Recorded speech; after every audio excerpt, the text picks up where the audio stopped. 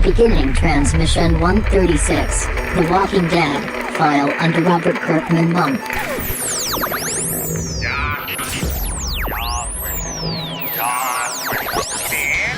Come on, you fuckers think that just because a guy reads comics he can't start some shit? I'll fucking take all you want! Welcome to this week's episode of the Funny Books and Firewater podcast. 面白い本と歌手ポッドキャストの今週のエピソードへようこそ。 Ignore her. She drinks. Each week a motley band of comic readers / amateur bartenders attempt to pair cocktails with comic books. 毎週漫画の読者の雑多なバンドはスラッシュアマチュア入札しようと漫画とペアカクテルバーです。 All while trying to not sound like complete morons in the すべ process. ての中にしようとして音ではないような完了プロセスで低能です。 It's kind of like a speakeasy kind of thing. It's kind of cool. You can find these idiots on Facebook, Twitter, Instagram, and Tumblr. Facebook、Twitter、Instagram や Tumblr にこれらのバカを検索できます。 No, what? You read too many comic books. We now join Brian, Jeremiah, Adam, and Todd. They're used to curious sights which they attribute to alcoholic delusions. They may be drinkers, Robin, but they're also human beings. I'm too sober for this shit. Here is a drinking game to play while you listen to this episode. Please drink responsibly, and don't take it too seriously. And if you don't like it, blame William. Take a drink anytime Mr. Porg decides to interject himself into the conversation.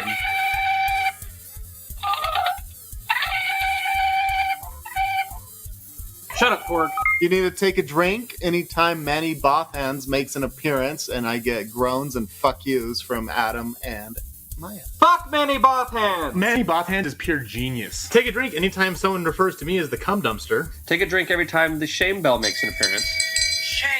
Also, take a drink anytime we act like the member berries from South Park. Remember when they were on South Park? I remember. Yeah, and take a drink every time we do the bad German accent, yeah. Ah, drink, fucker! If you have any suggestions for rules you would like to add, email us at funnybooksandfirewater@gmail.com or use the contact link on our website, funnybooksandfirewater.com. Hey, I dig it. Why not? It's better than heroin chic. That is true. Also, I'm too fat to pull off heroin chic, so I'm glad that's not a thing right now. Although I was in the epicenter of hipsterdom yesterday. Like, it was fucking ridiculous. How was that? Oh yeah, you were telling me about that. Yeah, like, so, I don't know, who knows, but, like, I've heard in an interview where the name of Silversun Pickups, the band, their name came from, was running to a liquor store to pick up booze at the Silversun shopping market in Silver Lake. I was parked at the Silversun parking lot yesterday. We were going to try to go to this ramen place, and it was so packed we ended up eating Thai food down the street instead, which technically I should have gotten a parking ticket for, but that's okay. Yeah, like, it was like, I saw, like, you know, like, I got out of my car, and the first thing I see is like a dude on, like, I think it's a monoboard is what they're called. Basically, it was like a big wheel on one, like, in the center of like a yeah, I've seen those things. Big old beard, bicyclist hat, and an NPR t-shirt riding this monoboard. I'm like, this is the epicenter of hipsterdom. I like, think that his was, brother lives in Salt Lake. I'm sure he probably does, but like, it was yeah. It was pretty hipstery. It was pretty crazy, but it was, I don't know, it was interesting. But so did you see? So RSL lost to the Trail Portland, and now their playoff contention's in doubt because it was a 3-0 loss. And then the Jazz lost to Golden State, but I will say it took 4 All-Stars just to stop Joe Ingles. Yeah. So yes, they lost, but Golden State had to work for that one. Yeah. LAFC tied, so now they're technically in second because Dallas lost, which by the time this episode comes out, the playoffs will be over, and we will have a champion, hopefully LAFC, but we'll see how that goes. I will say the one year RSL won the championship, they were the wild card. Yeah. And then they won everything. Yeah. So there's that. Well, the other question, since Todd, you are going to be out here for a big adventure here in a couple of weeks. Yeah. Would you be okay ditching the concerts to go to a playoff game? Because that may be the case. I may have tickets to a playoff game that night. Yeah, I could. Ask the guys what I'm wearing right now, by the way. Are you wearing your RSL or your LAFC jersey? Not the jersey, but the hoity-toity polo. Oh, nice. Did you wear that to work just to annoy your brother? You know me well, Brian. And you did this specifically because they lost over the weekend? I did not do it because they lost, but I do have I have 3 LAFC shirts, and if I know I'm going to see Steve that day, that's when I almost never wear it unless I know I'm going to see Steve. I'm like, yeah, I'll put this on. I love my brother, but it gets a rise out of him. There is so little that gets a rise out of him. It is a riot. Well, welcome to episode 136. We've done 135 others of these? We have, yeah. Wow. 134 of them have come out. Hey! The funny thing is that the lost episode is now so far behind us, it's like, it really is sort of like the lost, forgotten episode at this point in time. All good. I'll just pull it it's out. still sitting on my computer. I still need to edit it and drop it in at some point in time. But we might just save it for next year's Pride. So, hey, that'd be a good one. And then I can save my... Well, I guess I probably shouldn't save the cider for that long. No. So I was at the liquor store the other day, and I was in the cider section, and I came upon something, and I'm like, oh, this is Adam's name written all over it. Was it called Adam's Cider? No, but it's from Mountain West Cider, and it's gay cider. Mm-hmm. Yeah, gay cider, and on the back of it, what does it say on the back of it? It says, so doing this special edition Pride one, is it going to make it taste any better? Probably not. It's like, will it turn you gay? It's like, you can always hope so. And then it's like, but we'll be out there celebrating Pride with everyone? Definitely. So it was pretty cool. Yeah. That's pretty awesome. Yeah. So I saw a gay cider, and I'm like, oh, this is Adam. So you bought Adam Gay Cider? I bought Adam Gay Cider. I absolutely I'd did. rather have Adam's Gay Cider. Who says you haven't, Maya? Okay. Anyway. He's like, Panel intro. all right. We've done 135. This is number 136. It is. But at least we're not Cinema Queens. At least We're not Cinema Queens. I'm sitting adjacent to the man himself. Cum dumpster adjacent. Yeah. Yes. Okay. Well, speaking of the cum dumpster, Adam, how are you? I'm existing, so I guess that's kind of a good thing. I guess so. Would you like to introduce yourself and tell us where we can find your things? Yeah, definitely. You can find me over as the reviews editor and film critic for Big Shiny Robot, and I actually just got my press application for Sundance again, so I gotta go fill that out. Also over at the Bored as Hell podcast with Andy Wilson. Hi, Andy. And we actually have some new episodes up, so go check us out. We just we're going to review Halloween, well, a couple weeks ago when this comes out, but we just did like Venom, Stars Born, so some fun ones.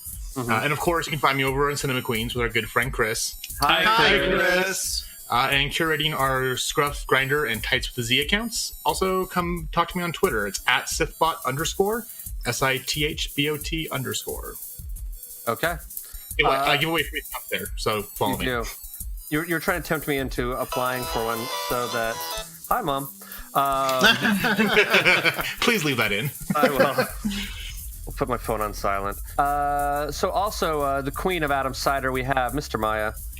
Hey, I'm Maya. I don't do much, but I am on Twitter and Instagram. You can catch me on Twitter at Mr. Maya or Instagram the Mr. Maya, because someone else took just regular old Mr. Maya, and they don't use bastards. That's the best part. It's the same thing with like SithBot without the underscore. Someone has it and they never use it. It's like someone from the Middle East too. Yeah. Rat bastard.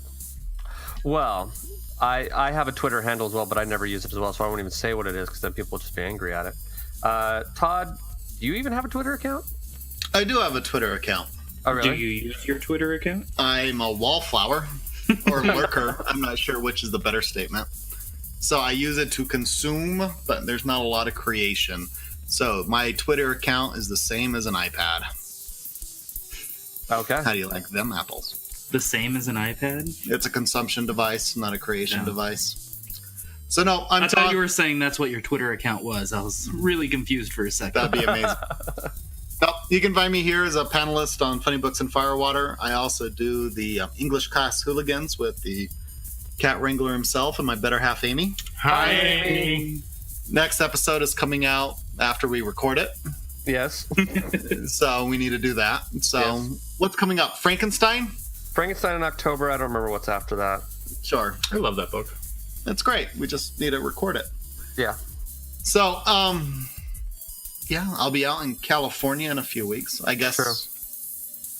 I realized, by the way, with that, I realized because I have another buddy of mine who's never been to a con, and I actually happen to have one of the days of LA Comic Con off from work, so I'm going to go to that as well. So I'm doing 2 different cons, 2 weekends in a row. Because I'm doing LA Con on Sunday, and then you come in on town on Friday, and we do Big Adventure Saturday and Sunday of the following week. Dude, so, you're gonna hit 3 cons? I'm gonna hit 2 cons. Well, you already did Fan X. Oh, I guess the 3 cons this year. Yeah, I will. I'll hit 3 cons this year.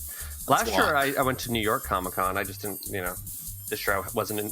And last year was a complete fluke. Like, I happened to be there, so I'm like, oh, I'll go. Might as well just show up. It happens. Exactly. Cool. And so, hey, I'm Brian. I'm a sound designer based in Southern California. And now a graduate student at the University of Denver. Good for you. Did I officially say that? Did I not officially say that? I don't know if I officially said that. I think you have. I think I have, yeah. I actually got woken up by a phone call from my dean or the head of the department or something like that today, making sure that I didn't have any questions about anything, which was cool, I guess. So, yeah. And if you're, I guess if you want to try to pretend like I play video games or something like that with me, you can find me on PS4 or PlayStation Live or whatever that is. It's Vader_hates_sand, which is a joke from. I don't like sand. Yeah, it was a joke from a long time ago in one weird episode that I threw in there. But anyway, so no, cool. that works well. Yeah. Book intro. So this week we are doing Robert Kirkman's The Walking Dead, probably the most famous book that Kirkman has done, mainly because probably of the TV show. A sprawling epic that currently has 30 trades in it. 30 trades? Yeah, I read the 30th trade to make sure that I was completely caught up. So I am caught up at this point in time on the trades. And then as we record this, like last weekend, the weekend before was Walking Dead Day, so I got like a free little extra comic from that. I also have a comic of like a side one, a little hardbound copy of Negan's backstory. I have a bunch of Walking Dead shit.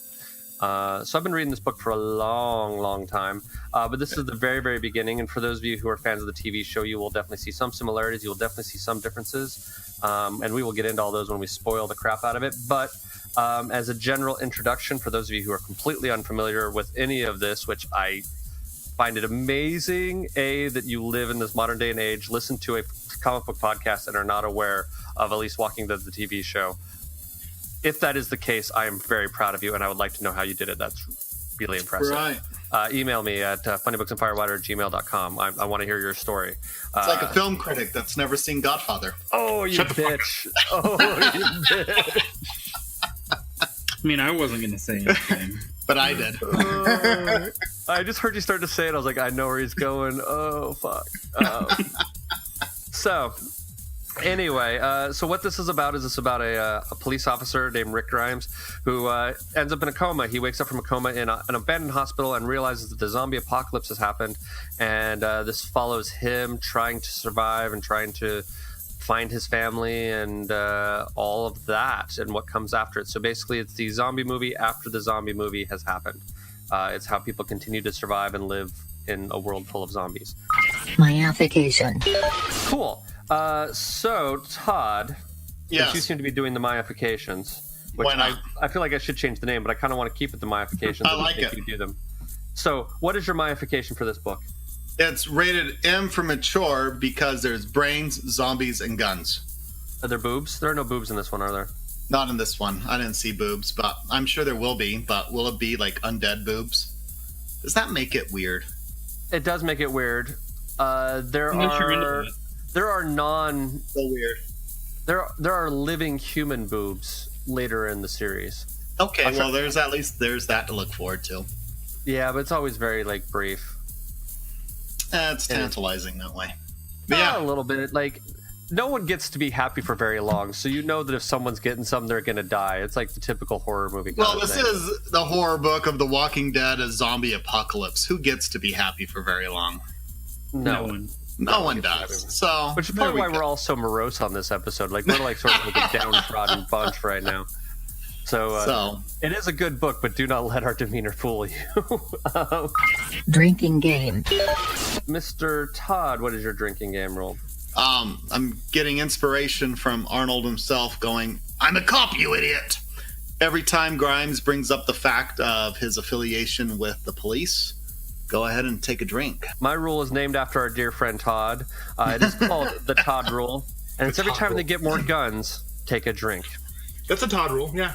Yeah, it is. I've got more than 3. Actually, I own a gun, and my therapist says it's a good thing that I don't. So, well, yeah, I'll just own yours and Maya's. You can just have one that's what's what we're looking for. I have in your honor. Yes, you have one in my honor. Yeah, we'll say that. Okay. I want a Nerf gun. Maybe Adam. Maybe you and I should get Nerf guns. They make some really rad electronic Nerf guns now. Yeah, they got the one that has it's like 100 rounds per minute or something like that. Yeah, dude. What? Battery operated the whole bit. I mean, this is like some awesome. You mean shit. the one I have in the garage? Oh yeah, you do that one, don't you? So with that being said, I've got a family member that's going to take a 2-year sabbatical from life for a church-related thing, and and what I do for all my family members that do this sabbatical from life when they're in their training program, I send Nerf guns and a 5-pound gummy bear. Okay. Gummy bear. So once they make it past eating the head, they throw the rest away because it's going to give them like weird floppy shits. Yeah. Awesome. But I send a pair of Nerf guns because what's good one Nerf gun when 2 makes it infinitely better. Yes. Yeah, but there is something fun about being able to shoot people with the Nerf gun and have them not be able to retaliate. Right. So this is where a bunch of uber immature people are. So I quickly become their favorite heathen. And we have a tendency to send Nerf guns at Christmas, too, because it's awesome. Yeah, so that's what I feel did. like I got to work overnight with, one of my best friends at work. I'm working with him for, the next week, and we're working overnights where there are no managers around. I'm now tempted to go to the store and buy Nerf guns before I go into work and sneak them into work so that we can have Nerf battles in the middle of work. Totally awesome. This may have to happen. Yeah. Mr. Adam, what is your drinking game rule? So mine's called the strong but silent type. So every time there's a panel where you've got a character with no dialogue balloon, take a drink. But because like the last couple of rules, you can do it once per page because it happens a lot. So okay. And Mr. Maya, what is your drinking game rule? Mine's called You Ruined Everything. There's not much I can say about it without, since we haven't gotten to the spoiler part yet. But well, then we can leave it at that. It's spoilery. If you don't want it spoiled for you, or if you do want to spoil it for yourself, you can go to our website and check it out. It'll be on our blog. Or I can say it right before, right after we do the break. Yeah, we can do that. Yeah, and then we'll have Maya. Maya will reiterate his rule for us right after the break. There we go. Mm-hmm. A spoiler-free. Real quick, this is for the sound designer at large. Okay. Okay. So this came in from Amy, my wife. That moment when you tell people that you minored in technical theater, but you are also incapable of setting up a sound system.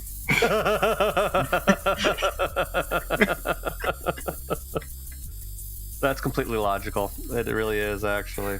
So I thought you'd enjoy that. Yeah, no, it's amazing how, my wife, who also works in technical theater. My wife. Yes, it's nice. She also completely is terrified of audio. Audio is one of those weird things that people, you either get it or you don't. And if you don't get it, you just avoid it like the plague. It's very funny. I'm actually kind of, terrified because Jimmy and Kat just got a PlayStation VR. Oh, they want me to help them hook it up.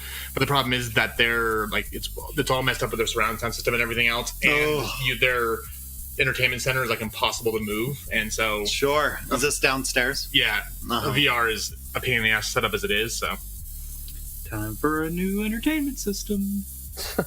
Entertainment center. I love mine. Mine's just a little glass, 3 glass shelves. And there's no back to it, so it's very easy to get to stuff. I have strong opinions about entertainment centers. So, do you?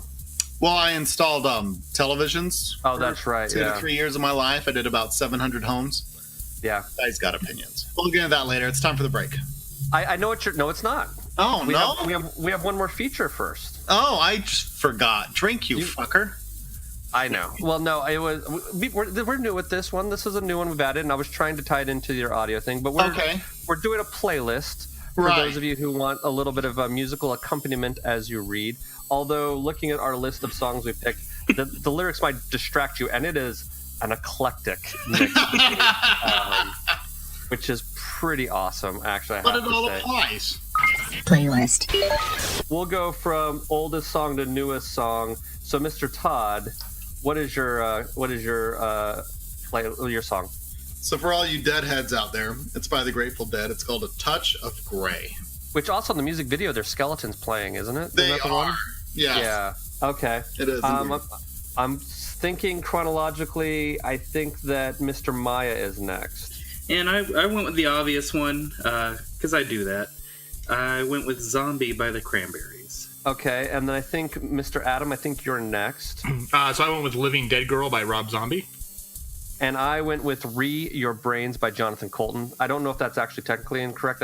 If that song might be older, I'm not sure. It's just I was far more aware of Living Dead Girl well before I ever heard Re Your Brains. Which, for those of you who are not, do you guys know what Re Your Brains is? No. Or who Jonathan Colton is? I know who Jonathan Colton is. I know Jonathan Colton is, yeah. Like the Cake is a Lie guy? Yeah.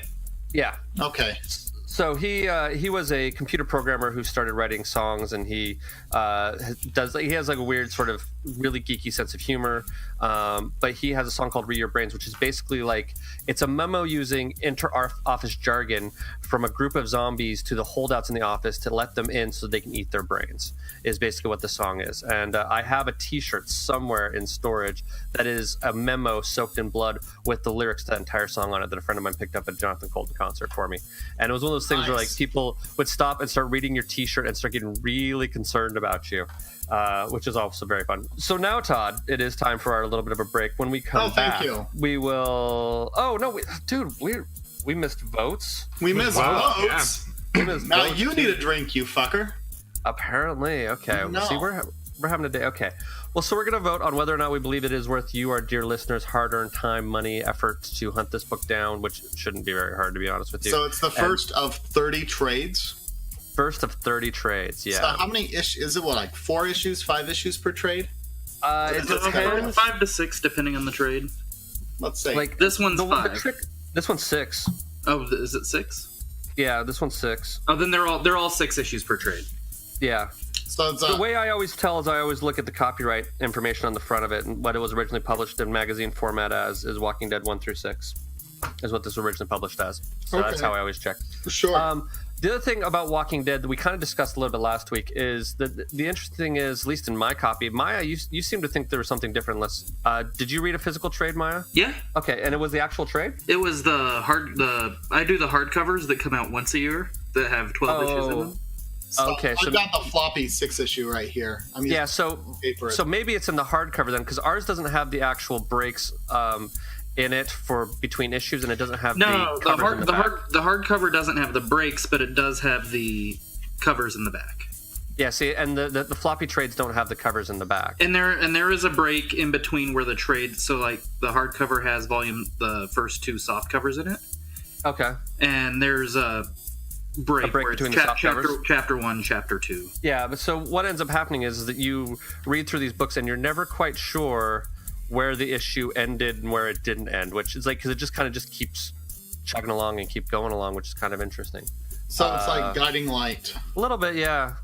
But Guiding Light eventually ended. It's not even on the air anymore. Well, all good things must pass. I didn't realize you were such a Guiding Light fan, sir. Well, it was either that or Young and the Restless. I think Young and the Restless is still on the air, though. I know Chicago... Hope. I don't know. I should ask your mom. She watched just all the soaps back in the day. Nah, she only watched one. She really was only a fan of Guiding Light. That was her jam. Okay. Other than that, she didn't watch them. The only one I liked was Passions. Susan Lucci was robbed. Wasn't that the one with like the wizards and stuff like that in it? It was like Days of Our Lives, but with witches and wizards. Oh, that's fantastic. And like monsters and stuff. I only watched like a couple episodes, but I thought it was hilarious. The CW now. That's the CW, yeah. Basically, it's the new Sabrina series. All right.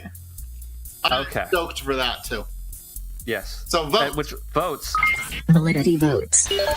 So votes. Okay. So votes as to whether or not this is worth reading. Mr. Todd. Yes. Mr. Adam. Yes. Mr. Maya. Yes. Mr. Me. Yes. Now. Is that everything? That's everything. Is it? We've given final warnings. I've sort of given the heads up. Okay. Now we're ready for intermission. So this is what's going to happen. We're finally going to take a break.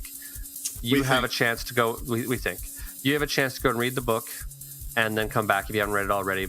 If you decide you're not going to read it, or you've seen the TV show and you know everything, you just want to hear the difference between issues or whatever, that's fine too.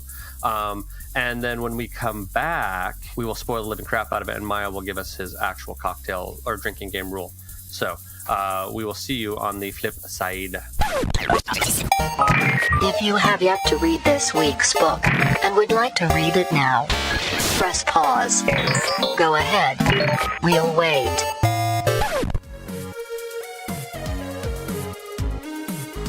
At Push My Buttons podcast, you can get all the gaming news, information on latest releases, game reviews, and you can even watch us play some of your favorite games. Everything from Sonic the Hedgehog to God of War on YouTube and Twitch. Follow us on all the social media and listen on all your favorite apps. Just search for Push My Buttons podcast.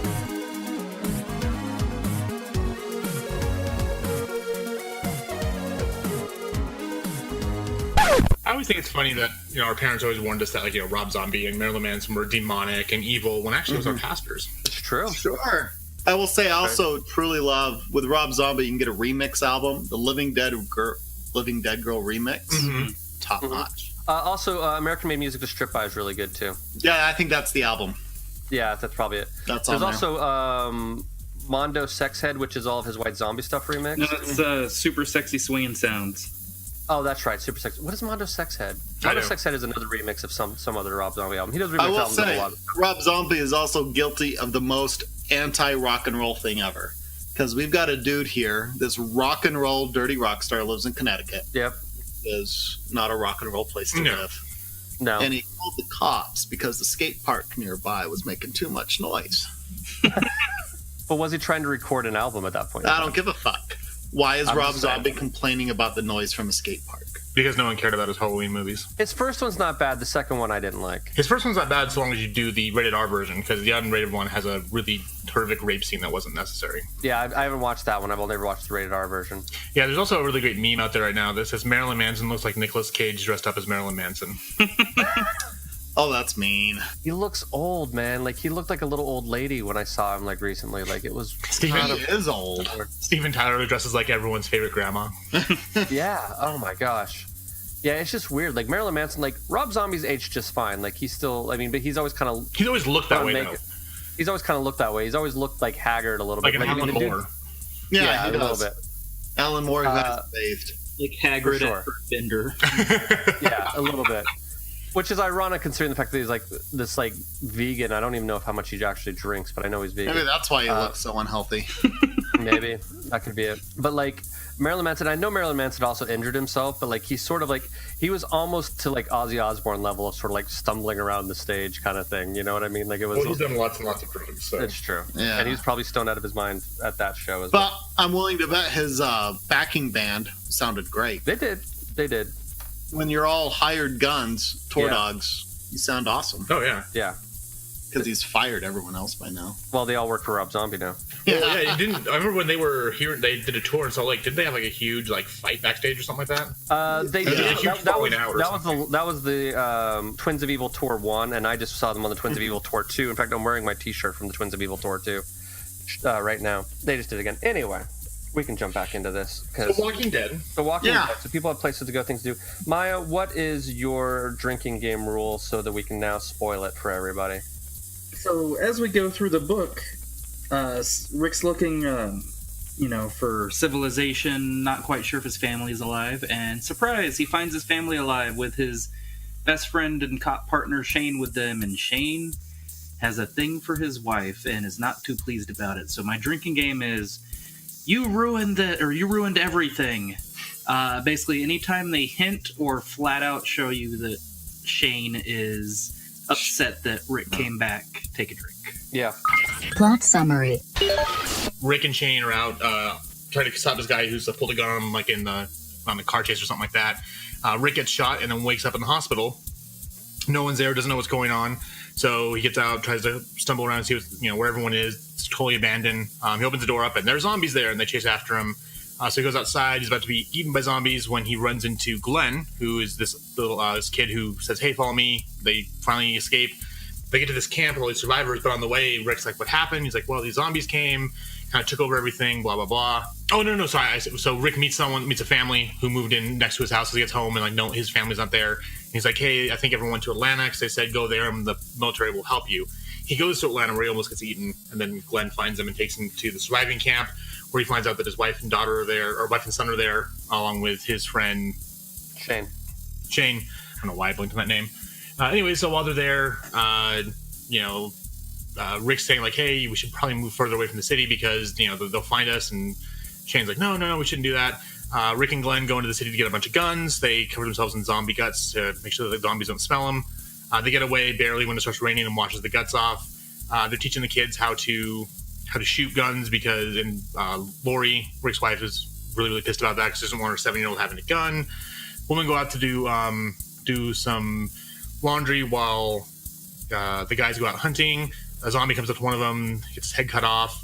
They go back to the camp, and they're all eating food one night when they get swarmed by a bunch of zombies. Carl kills one of them. One of them dies. Was it Amanda? Amy.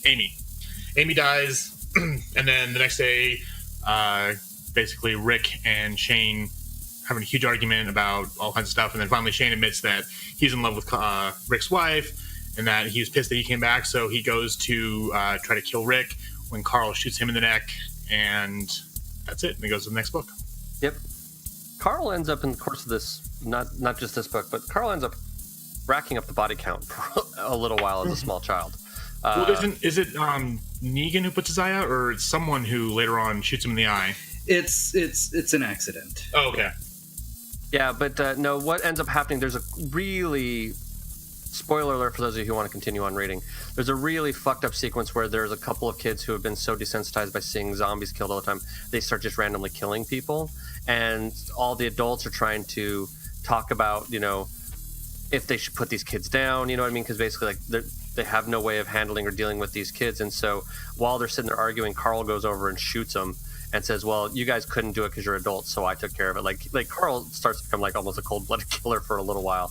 And then eventually comes out. Where I'm at in the book, he actually has like a girlfriend, even though he only has one eye. This is a good one, though. Apparently, yeah. One's all you need. That's true. Analysis. Who here has actually watched the TV show, I guess, is the first question. I haven't watched the newest season. Yeah, I'm behind like half a season. I've never seen it.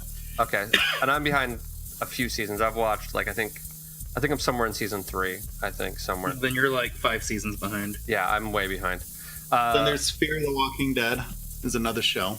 That has nothing to do with this. Yeah. Okay. Fear the Walking Dead is its own original thing that's set on the West Coast. Yeah. Okay. Apparently they are starting to cross over with the TV show. Morgan did leave The Walking Dead Okay. and went across the country and ended up meeting the characters on the other show. Okay. I've actually heard that because I know the first season of Fear the Walking Dead is really good. Yeah, it was kind of rocky, but it's gotten better to where actually it's a lot better than the main Walking Dead series, which is really tanking in the ratings right now. It is. Oh yeah, it's like the season, was it 9 now or 8? It was the lowest season opener since the first episode. Yeah. I mean, I'm just curious because it's been such a juggernaut for so long. I'm just curious, is there any thoughts as to why, or is it? I'm guessing people are just kind of tired of it. Yeah, like zombie fatigue, because it's kind of taken over everything, and it's been going for almost a decade now. Yeah, well, and I had heard that they said, isn't the guy who played Rick Grimes, he's going to leave at the end of this season anyway? Both he and Maggie are. So I'm wondering if people are like, well, they're going to leave. The show's going to be over here soon anyway. I don't know. They're just going to make it into the Daryl show. Yeah. Yeah, I don't know. There's a character that's original to the show. Mm-hmm. Yep. Yeah, like, and I've liked what I've watched. It's just that I don't have a lot of time to keep track of all the different shows. There's just too much shit going on. Yeah, that's the main reason I'm behind. Not because I kind of lost interest or anything, just because I've too much shit. Sure. Well, and that might be a thing too, is that there was so much geek stuff, or there's so little. Like, I mean, the TV show came out right at the beginning of sort of like geek culture and comic book culture starting to take, a main stage. That, when it first came out, this is one of the few comic book things there was that was non-superhero. You know what I mean? And now there's a lot more stuff out there to compete with it. So I don't know. That's interesting. But Okay, well, so those of you who... Adam, have you read this book before? So, no, this is the first time I read Walking Dead. Eddie actually... when we first started watching the TV show, Eddie went and actually got this trade. And then I think I read like a couple pages, and then I had to go somewhere and just kind of forgot about it. But yeah, it was... So, actually, yeah, it's 8 years old, Walking Dead, the TV show. Because I just started season 9. Yeah, so I'd never read this before because I was interested to kind of check it out, and because I really, really enjoyed the first season of the TV show, so I wanted to see how it was the same and how it was different. And again, the first season, from what I've seen so far from the book, is pretty similar. I know Maya said they changed some things up later on. That being said, I think the comic is better. It's a very different art style. I like the writing, I like the look of it, and kind of for back then, it was such an original idea because, as they've talked about before, that The Walking Dead's not about the zombies; it's about the people who are left over after the zombie apocalypse. And that was kind of a unique take to the genre because before it was like Night of the Living Dead or all the George Romero movies, or even Resident Evil was the opposite. It was about how can we recover from this, whereas the idea that the apocalypse has happened, there's no one coming for us, we have to rebuild humanity was a unique take on the. I mean, maybe like I Am Legend was kind of like that back in like the 60s and 70s, but even that's a totally different story. Yeah, no, I really enjoyed it, and I do actually want to go read more. So, Todd, having no basis for any of this, just reading this sort of kind of cold, what are your thoughts on this? I really enjoyed it coming through this. So I never watched the TV show. This is my first time reading the book. And it does a solid job of setting up the protagonists, and there is what is good is the exposition's nearly non-existent. Yeah, it throws you right in, and you're just off and rolling. It throws you right in. You're in the lost. You're in the know. You only know as much as the main character does with how that was set up. I thought it was brilliantly set up in that way. So you're discovering everything the same time as the main character, and it's really woven quite well. And I've been rather impressed that this is the way he went about it. You've got Kirkman has really been growing as a writer with this way. He was never big on exposition to begin with, but he is quite well. So of stuff going on, and you've got motivations and humanity. One of the things that really stuck with me after he got went to the police station, and he picked up on his weapons, and then there was the zombie lady lying in the dirt next to the bicycle he lifted. He went and shot her and put her out of her misery, and it just shows the humanity and decency that he's still holding on to. Even though the world's gone awry, he still has a center of himself. And there might not be a police force, but you can eliminate the police force, but he's still who he is, and he's that way regardless whether or not it's official. So, and then he goes on this things of discovery. He woke up, no one's around, dead people are walking about, he can't find his family. He finds his family, nothing is as it should be, and yet he keeps marching on. So it's kind of a story about one man's willpower and just focus of we keep moving forward regardless of the circumstances, and it's a little bit of a Galaxy Quest, never give up, never surrender situation going on here. You have no idea how true that is in the long run of this book. Right. It's a never give up, never surrender. It's about now. And it's just him going to the end. Really feels like the whole setup for this book, because you're there in the camp and everything. And what he does do a good job is it feels like there's more to learn. It's more expansive. And though the small plot points have been answered, it's the questions keep arising, and it's just this whole sea of discovery you're waiting for. There's definitely elements here of like Stephen King's The Stand with Randall Flagg. There's a bit of that going on there. So you can see there's a lot of points of inspiration going on, but he's really made it his own, and it seems more like bits of inspiration and homage is weaved in here and there, but it doesn't. It's a nice fresh take that I can definitely see why everyone is such a fan of, and it's gone on for 30 trades. That's 180 issues. Yeah, it's 15 years the comic book's been going on. Wow. So that was what the celebration was for the 15 years anniversary of the first issue coming out was a couple weeks ago, so this also means I've been reading comic books for probably about 13 years. So I think this is one of the first things I've read. So you're old. I am old. But, like, is that right? You're older than me. Yeah, that's about right. So, because I started reading comics in about 2006. Okay. So, and this came out here. And what I really dig about it, you're looking at the art. So this thing is in grayscale.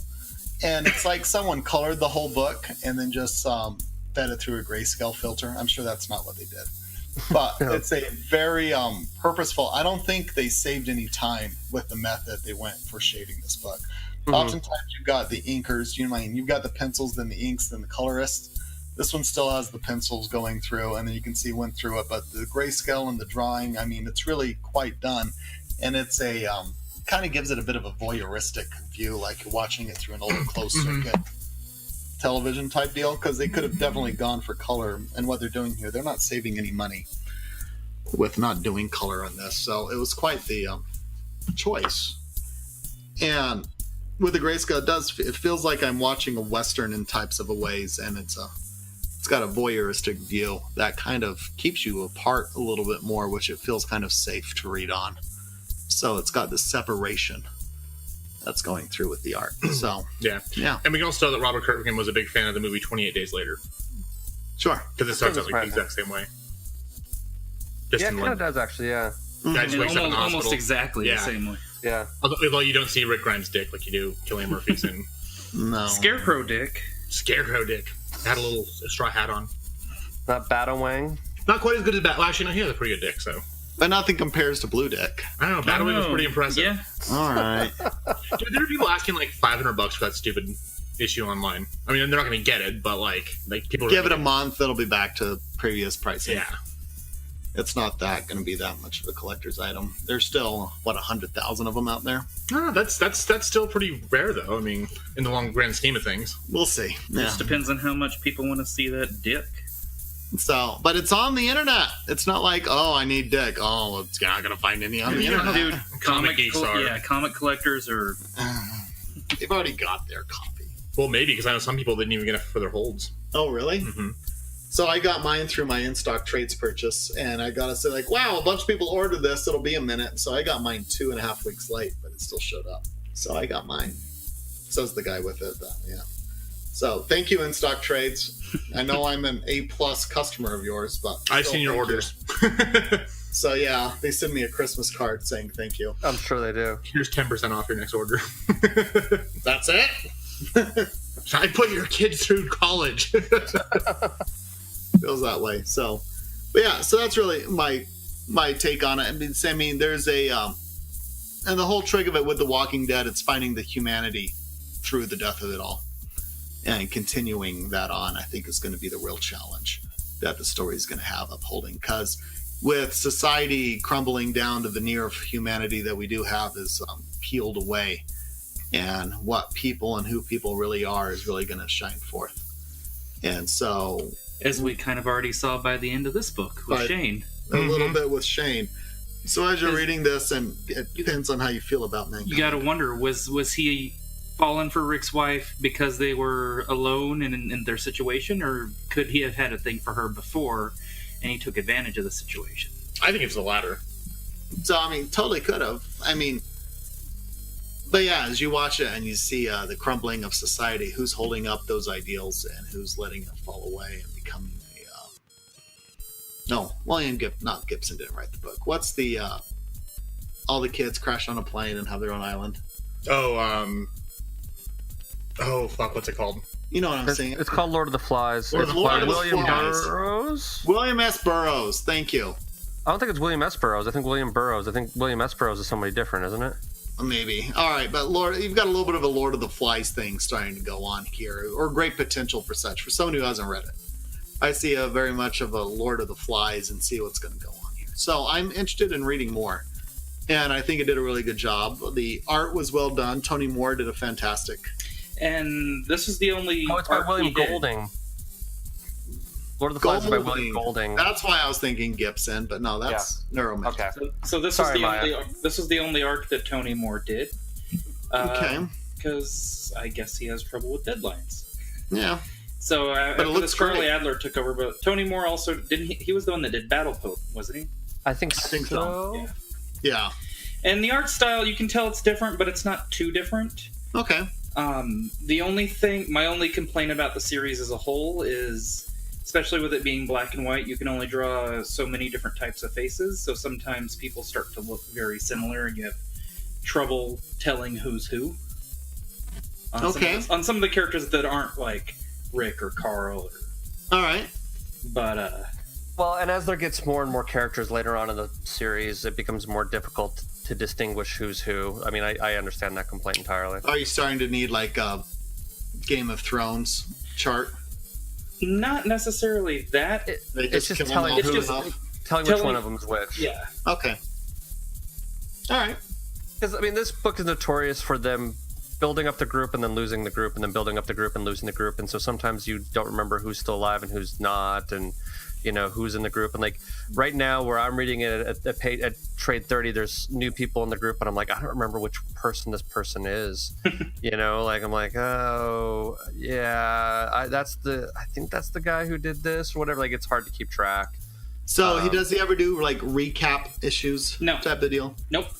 There's no recap. It's just an ongoing saga issue by issue. I mean, occasionally someone will talk about their past a little bit, but like they won't, you know, like they won't go back and re-show it and be like, oh yeah, and in case you missed it, like, you know, it's. But the thing is that it always kind of keeps chugging along. This is one of those weird books that, like, as you saw from this one, like, you just sort of you hit the ground running and keep going. There are certain spots where you could just kind of pick up the book and start reading, and you'd probably be able to figure out what's going on and figure out. So it does have entry points for new readers. I think there probably are some. Yeah. I think everyone should start with issue 100. I think if you wanted to jump in on it now, I think you could probably go back a few issues. Like, what tends to happen is he tends to build up to a big event and then stop and then you know, and rebuilds from there, and then build up to a big event, and that does whatever it does and changes things. So, like, if you were to find a big event and then go like the next issue after it, that would probably be a decent place to jump in if you didn't want to go back and read 15 years worth of continuity, which I am just realizing that I have 15 years worth of comic books sitting on my shelf right there. Like, that's kind of insane. That is a whole lot going on. All right, so that's interesting. Yeah. I mean, jumping on points are kind of important. I mean, you look at the big two, and that's always the struggle of how do you continue the story for the long-time readers, and how do you make it accessible to the new ones? And you don't want to tell people, like, I know we're on issue 873 of this. You have to start with one. That just doesn't work. Like Action Comics. Right. And Detective Comics. I mean, Action just had their 1000th issue, and Detective is coming up on it this next few months, aren't they? Probably in the next 6 months or so. Detective will be, I think, in March. All right. In the next 6 months, we'll have issue 1000 of Detective Comics, and we'll see where that goes. So they're always like every few years. It seems every 2 to 3 years they want a new jumping on point. So I was just curious about that for The Walking Dead that's been going for 15 years now. Well, I also don't know if they're necessarily, I mean, because this is the book about it all just continually going and going and going. So it's like, I don't know if they're really that concerned about jumping on points, you know? All right. So I know it's just the first trade we're talking about, but we're talking about the series as a whole. Do you see this, all good stories have a beginning, middle, and an end. Some just kind of say this is a snippet of a larger story that we're telling. But with this one, does it feel like there's plenty of gas left in the tank? I think so. Yeah, I do actually, because there have been some stuff that's been happening in the comic books recently that I was like, oh, holy fuck! The Whisperers War fucked my head up, man. Like that was some dark, creepy shit that I didn't think that you could pull out of all this. All right, you know. There's still some good, interesting stuff. Because what ends up happening is that, like, the idea of zombies is pretty cut and dry, and what ends up happening through the course of the book, and I think we've kind of discussed this other places, is that it gets to a situation where you're more concerned about the new groups that they meet rather than the actual zombies that they meet. The zombies are something you know how to handle with. You shoot them in the head, or you cut off their head, and you're pretty much good. It's these different groups of people who have these different ideals and these different organizational structures and these different things that they've bought into that are trickier and more complicated to deal with, and those are the ones you're more fearful of. So, like, right now we're in Trade 30, they've just met a new group of people they've gone out to visit, and they're one of those. It's interesting because right now it's taken on a very sort of 1% versus the 99% kind of vibe. Like you can kind of see what political statement he's trying to make with the current run. I don't think I'm completely spoiling anything, but that there's a new group they're more of a believer in what you were before the zombie apocalypse is what you remain, and so what your job was matters. Whereas Rick's group has a tendency to be like, whatever you can do. I don't care if you were an accountant. If you have a skill as a plumber, you're now a plumber. And that's what that's going to be. So I still think they're very interesting places to go. There's still interesting arguments to go. Like I think 15 years in, I think it's still strong. Right. I think it's been stronger at some points in time than others, but I think that's also a matter of preference of what storylines you like. Well, every once in a while, it'll start to like lose some steam, and I'll be like, they gotta wrap it up, and then he'll take the story in a completely different way that you maybe didn't see coming or didn't think about. Okay. And you're like, now it's got some traction again. And then it'll slowly kind of taper off. And then it'll pick back up again, and he'll take it in a different... Like, he's not stupid. He knows when a certain story arc or a certain theme is starting to go on too long, and then he'll kill off 75% of the group and leave you with 6 characters, and then they'll meet new characters. And so, are there any razor blades left, to, like, shave with at this point? It's like things like that. Makes you wonder. I just know that in the TV show, Daryl looks like he just smells wonderful. All right. He smells like a truck stop bathroom. Yeah, he really does. It sort of reminds me of Megan Fox in the Transform movies. Like, she looks so greasy the entire time. He reminds me, there was that celebrity meme tweet that Emma Stone read on Kimmel. Okay. But it makes me think of Daryl as he looks like he smells like cat piss. Yeah. The TV show character I was reminded was the in Sons of Anarchy, their Sergeant at Arms. I'm trying to remember the guy's name, but yeah, he always looks like he smells great. Well, speaking of smelling great, how about we do some cocktails? Cocktails. Well, Todd, why don't you start out with us? Well, mine's the Brains Royale. So the key ingredient with this one is the black raspberry Chambord liqueur. So you're going to need to get a shaker. You're going to put 1.5 ounces of this black raspberry Chambord. You're going to put in 1 ounce of vodka, and then just do a little dash, a splash of pineapple juice, and a splash of cranberries. You fill the shaker full of ice. You shake the ever-living shit out of it so it's nice and frothy. Then you're going to strain that into a chilled martini glass. So you have this frothy, black, rich, boozy drink called the Brains Royale, and if you want to twist it with a bit of an orange rind as a garnish, that's what you're going to have. Okay. Yeah. Mr. Maya, what is your cocktail? Mine, I found a drink just called The Walking Dead. The ingredients are 1.5 ounce of vodka, 1 ounce of Kahlua, 2 ounces of cream, a tablespoon of caramel topping, a tablespoon of fudge topping, and ice. And then there's a separate blood mixture that's 3 tablespoons of simple syrup and 2 drops of red food coloring. Fill a cocktail shaker with the ice, vodka, Kahlua, cream, and half of the caramel. Shake well. Swirl the remaining caramel, the blood mixture, and the fudge around the inside and rim of the cocktail glass. Fill it with ice, and then pour the cocktail over the top. It's like a mocha fudgy frappuccino thing. Yeah. It sounds like something you get at Starbucks. It sounds tasty, actually. Yeah. Mr. Adam, what is your cocktail? So mine's just called Brains. What you do is you need to peach schnapps and Irish cream liqueur. You make sure you chill those really, really good. So possibly the freezer. I don't know if Irish cream would freeze. In a shot glass, you add 1 ounce peach schnapps. You hold a spoon over it, and you slowly pour the Irish cream on the spoon, the back of the spoon, into the thing so it kind of floats. And then you add 2 or 3 drops of grenadine, and it looks like a bloody brain. Oh, fantastic. Yeah.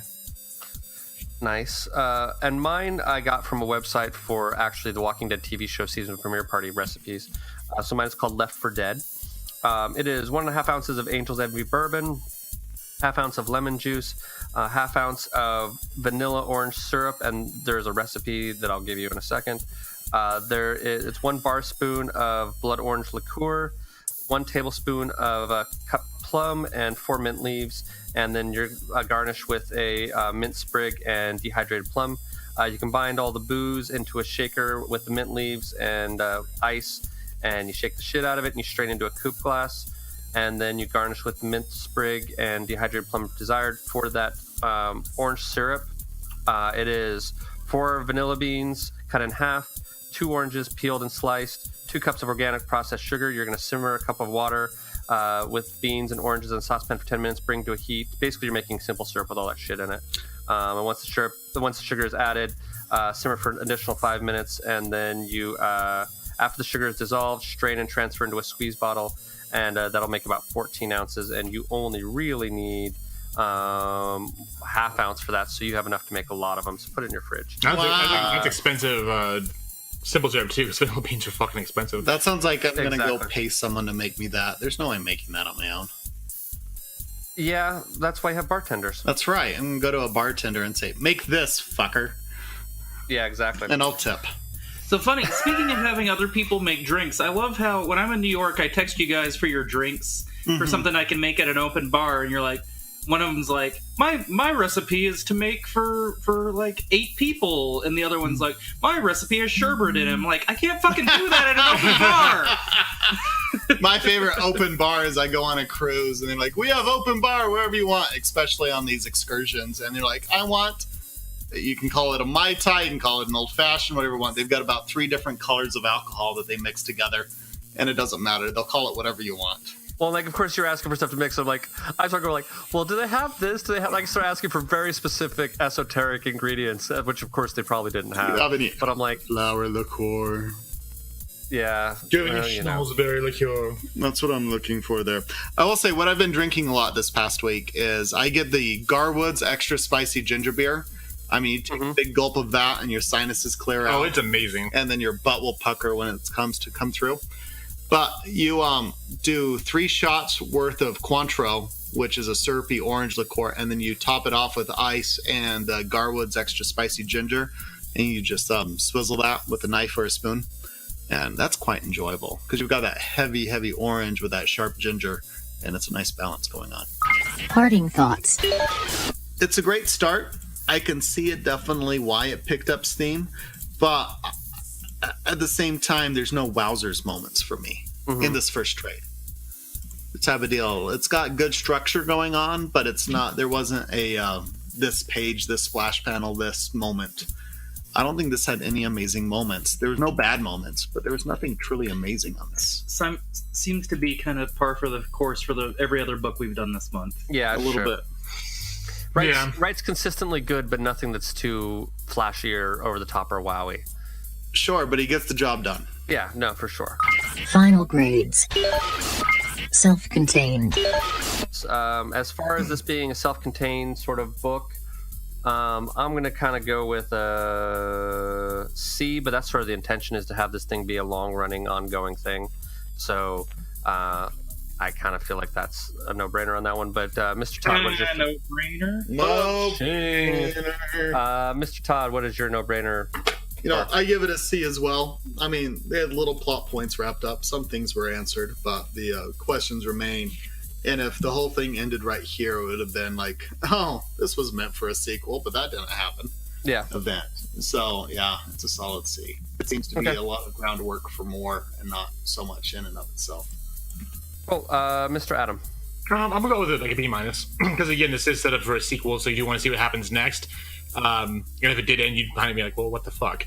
At the same time, it did kind of wrap up a lot of the plot details that were in this book. We got answers for most of them. So, yeah.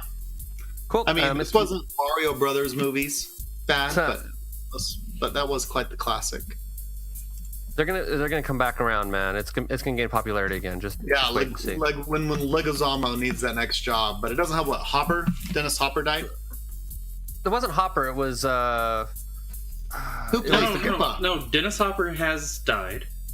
And we also lost Hoskins. I was going to say, well... I was thinking of Bob Hoskins. That's what you're right. I forgot Dennis Hopper was in that. And even if he was still alive, and even if Hoskins was still alive, it killed his career. That's why he would do another one, because there was nothing else to do. He retired from acting after it because it was so awful. So, but I thought he just did more directing and things like that. Directing's not acting. I guess that's a valid point. Or maybe he went back to the theatre. Right, but yeah, Hoppers and Hoskins is gone, but we still have Leguizamo. I would just watch Leguizamo play all 3 parts. John Leguizamo in the sequel to Mario Brothers 2, where he plays Mario Brothers 2, the one-man show. Yeah. Playing near a cum dumpster near you. That's right.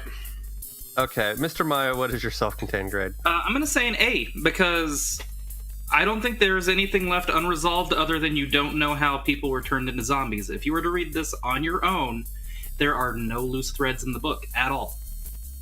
Could it continue from here? Absolutely. But if you read it on its own, if you knew that there was nothing else, it wraps up. Granted, it's a very depressing and sad ending, but it wraps up. It's not that satisfying. But the question was it satisfying? The question was it self-contained? All right. We might be wrong. We might be right. This reminds me of the question that our friend Jordan asked me this morning this day at lunch. He's like, what is your definition of a fry? A French fry. Okay. And then I kind of gave my definition. She's like, well, does it count hash browns then? I'm like, God damn it. That's right. Avoiding that whole long thing, let's go into writing grade. For Mr. Kirkman, our birthday boy for this month. What is your grade for writing Mr. Maya? I'm going to give it a B. You know, it's kind of like Todd said, there's nothing wowing in it. There's enough in it that makes you want to keep reading, but nothing that'll blow your mind, but it's not awful at the same time. So I'm going to give it a B. Okay, Mr. Adam. I'll give it a B+. I really enjoyed the writing. Again, it's a fun, interesting story. It reminded me also of why I enjoyed the first season of the show. Which the first season of the show is basically this trade. Yeah, exactly. Because I mean, they're in the show too. They went to the CDC. That doesn't happen at all. So if you take that episode out, this is the entire first season of the show. So it was interesting. It was fun to read, and like I said, it does make you want to see what happens next because that there's. The characters all start out really idealistic, and there's no way they can keep that because of the horrors they're going to see with, the governor and Negan and things that are coming forward. So, Mr. Todd, it's a B-. It's there was nothing wrong. It was all solid, but there was nothing. And flashy might be a bit much of the words, but I couldn't find anything wrong. It was mostly right, but I can't say this was. This was amazing. It was very palatable, and I enjoyed it. So it's kind of like mashed potatoes and roast beef for Sunday dinner. I definitely enjoyed it, but it's not... it's just what it is. I think maybe the right word, rather than flashy, is iconic. Okay. Because a lot of the icons I think of from Walking Dead are like the doors with "Don't Open Dead" inside, but that's actually from the TV show. You know what I mean? The only thing I can think of from the comics that is, for me at least, is really iconic is when they first discover the prison. I still have that splash page. I still remember pretty well, but that's still 3 or 4 trades away. I believe that's the end of trade 3. Yeah, and then they're in the prison for a while. 6 trades. Yeah, they're in the prison for a while. So anyway, so. So my grade is going to be I think I'm kind of along the lines. I'm going to go with a A- as far as I think the writing is solid, but it's just there's not necessarily those iconic moments that we sometimes get in other things. Art grade. For Mr. Tony Moore, what is your grade, Mr. Adam? I'll go with an A-. I mean, this is the art's really well done. I mean, the zombies look disgusting. I mean, you can definitely tell these things have been rotting in the sun for weeks at a time. And as Todd mentioned earlier, is I love how it's not just a black and white book we saw like Scott Pilgrim or other things like that. We're actually getting a lot of grayscale, so it wasn't done to cost less to print. It was done because it was an artistic choice by the guy who penciled it. So I really enjoyed it. Mr. Maya, I'm at the same as Adam. Tony Moore is a great artist. He also did Fear Agent by Rick Remender. Oh, that's a good book. I like that book. Which is, if you want to see his artwork colored instead of in grayscale, check that book out. But yeah, no, it's good art. I think it's when Charlie Adler comes on is when you start getting into a lot of the characters looking the same, like I kind of mentioned before.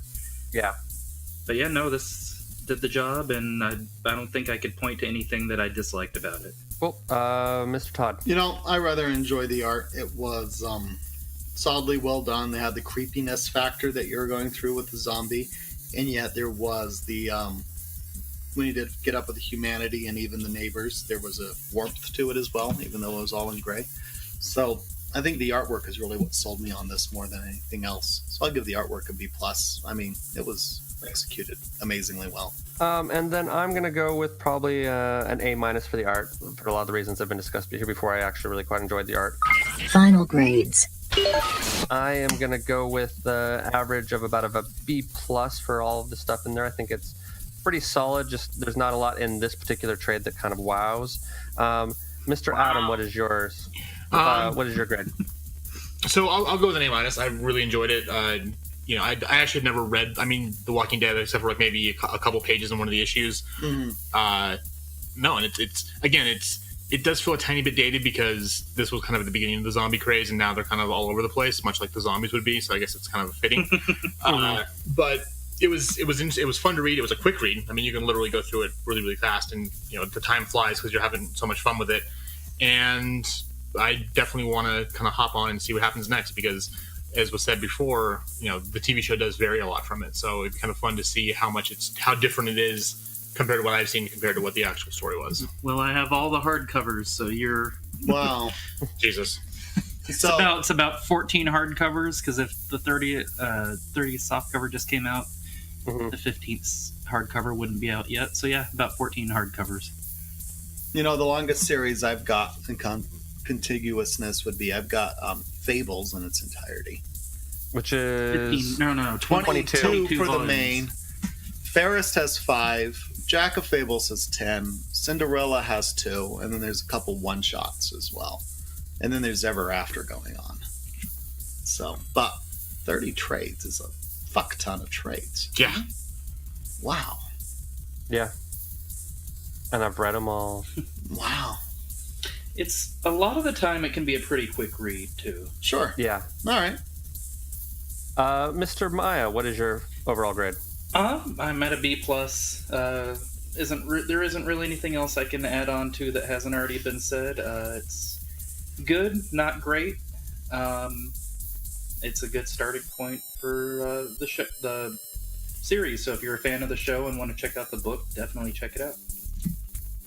Well, and Mr. Todd? B-. Good, not great. It seems to be fair here. I'm interested to see more. The art was the best part for me. It was there was nothing wrong done with it by any means. I couldn't even really point at a shortcoming versus there's just more coming, I guess. I like coming. Well, we like the act of coming, but the journey less so at times. Or looking forward to the journey. That's true, yeah. I know, I have a lot of fun with the journey, too. So, all right. You know, we all need practice. Okay. Keep going, Brian. Well, that I'm just like, well, was that a stall so that I had enough time to do the math? Sure. That's what I was trying to do for you. Was that really what it was? The things I do for you. I appreciate that. I do, if that was really the case. No, I got the math, and I actually double-checked it. Grade point average. We have an overall grade GPA of 3.25, which is just under a B+ average, which is pretty fair for, I think, what we have to say. Next week on Funny Books on Firewater. Next week, we are doing Outcast, another series by Robert Kirkman, because it's his birthday month, the final one that we're going to be doing. Happy birthday, Robert Kirkman. Happy birthday, Robert Kirkman. I bet he looks like a guy that goes by Bob. Or Bobby, maybe. He could be a Bobby. Bobby Kirkman. Bobby Kirkman. Friends call me Bobby, like Mr. De Niro. That one's weird, though. He seems so serious that Bobby seems weird for him, but that's okay. But yeah, Outcast is about a guy who is haunted by some demons and he ends up teaming up with a local town clergy member, and there's some demons involved and some exorcism going on, and I don't remember. Like the cover. It's, for me, it reminds me of Courage the Cowardly Dog. Okay, I can see that. I kind of love the cover of it. If I just look at the cover and it's like it's Outcast going like, it looks like Courage the Cowardly Dog thing going on. I love that show. Okay. It's not a knock. I get you. We'll see how it compares to your Courage the Cowardly Dog love next week. Recommendations. So, I don't know if I talked about it on this show or not, but I am in love with the musical Dear Evan Hansen. Got a tattoo and everything. And Brian was nice enough to actually, when he was in New York, I got to go with him and see the show on Broadway with the original cast. He does love you. He does love me, yeah. Two things I'm going to recommend. One is they just released the novelization of the story by Val Emick. And the really cool thing was about 2 weeks ago as we record this, the author, Hal Emick, and then Justin Paul, one of the writers of the actual musical, came to Salt Lake, and we're doing a thing where they had the book signed and gave them out, and then actually a Q&A with the audience, performed some of the songs. Really one of the, aside from seeing the show live, it was one of the greatest moments of my life. Be able to interact with people who literally wrote a song that literally saved my life. It was pretty cool. So the novelization's really fun. It kind of fleshes out some of the characters a little bit better than you get to see on stage, because you actually get to see what's inside their heads, which you don't with a stage musical. And as we record it, as this comes out, Dear Evan Hansen, the touring company, is playing in LA at the Amundsen Theater. I just checked that tickets are still available. You can get one for $100, which, if you know Broadway ticket prices, is a big discount from what you'd pay there or even other places. So if you haven't seen it, it's really, really good. I'd probably recommend seeing it before you read the book if you're interested, or if you have seen it. How long will it be playing there? Actually, it ends a week after this comes out. Okay. So you don't have too much time to go see it, but if you can get tickets and you don't have to go through a scalper, I know Brian really enjoyed it. The first act more than the second act, but I loved it. I still liked it a lot. I'm not complaining about it. Oh, no, I just remember we talked afterwards, and in intermission, you were I think your exact phrase was, there were some parts where I couldn't breathe. Yeah, no, that's true. No, it's a very strong, very impressive show. Mr. Todd, do you have any recommendations? I've been reading some other things. I was reading Fraternity. It's a one-and-done trade. It's written by two Spaniards, but it takes place during the American Civil War in Indiana. And it's a story set in one of those designed to be a utopian new village starts. It's kind of like a commune going on, but yet it has elements of Brotherhood of the Wolf, and then you've got a Mowgli-type kid thrown into it as well. And so it's about 5 issues long, but the whole thing's painted. It's not like Alex Ross style, but it's got a bit more impressionistic painting look for it. So it's really atmospheric and moody, and you've got deserters from the Civil War hold up, and you've got people that's caught the monster that want to kill them, and you've got the feral man-child, all things going in. So it's quite a fun, interesting read. Cool. Fraternity. Mr. Maya. I don't have anything to recommend this week, but I do have a correction.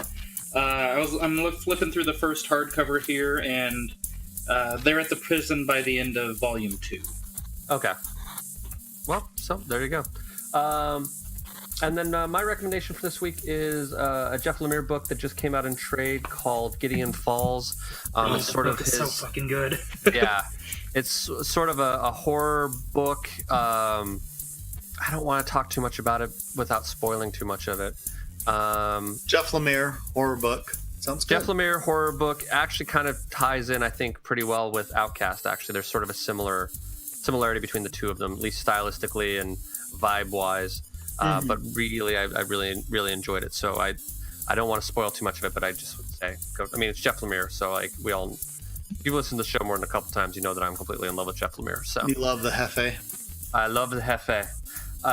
So I guess that will do it for this week for recommendations. So next week we'll finish off our month of Robert Kirkman with Outcast.